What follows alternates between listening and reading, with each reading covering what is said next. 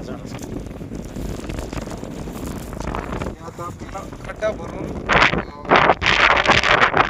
ही जी माती याच्यामध्ये हे खत मिक्स करायचं. आता हे 10 किलो गांडूळ खत घेतलेलं आहे.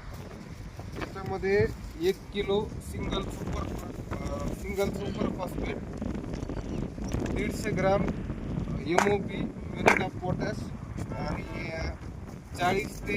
40 ग्राम साप फंगिसाईड पावडर हे असं मिश्रण आहे. आता हे सगळं याच्यात मिक्स करायचं. मिक्स करून खड्डा अर्ध्याच्या वर भरायचा. अर्ध्याच्या वर भरल्यानंतर झाड लावायचं. झाड लावलं की पूर्ण खड्डा भरून घ्यायचा. पूर्ण खड्डा भरून घेतल्यानंतर हीच म्हणजे साप पावडर जे आहे 30 ते 35 ग्राम एका 15 लिटरच्या स्प्रे पंपामध्ये घ्यायची आणि पूर्ण झाडाला तिथं झाड लावलं